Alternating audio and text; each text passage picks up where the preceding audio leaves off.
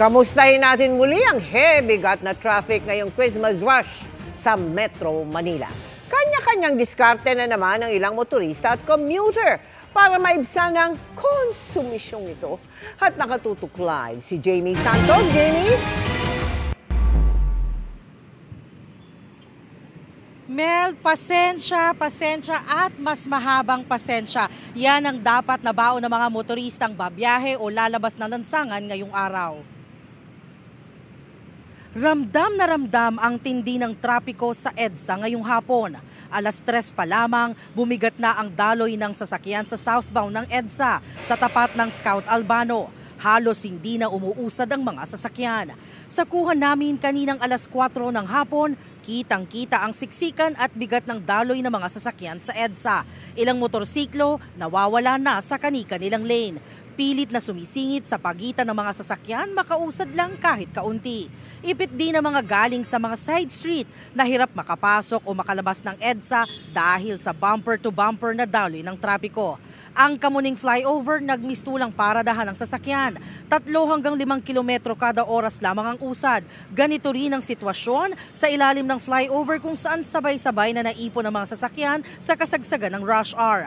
Sa bahagi naman ng Skyway northbound at northbound ng SLEX Magallanes, slow-moving din patungo ng EDSA. Ang EDSA Magallanes patungong Ayala Avenue, moving naman pero nasa 10 kilometers per hour ang usad ng sasakyan hanggang paakyat yan ang northbound ng Ayala Underpass. Ayon sa MMDA, umaabot sa 427,000 ang average daily traffic volume sa EDSA. Karaniwang pang tumataas ng 10 hanggang 20% ang dami ng mga sasakyan tuwing holiday season.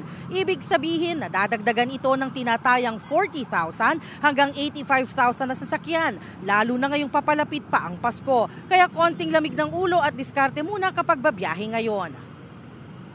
Maging kampante lang, makakauwi naman ng kailangan na tiyagain na lang itong traffic. Ginagawa ko na lang, may sound akong konti para mawala po, maiibsan po yung ano. Yes po.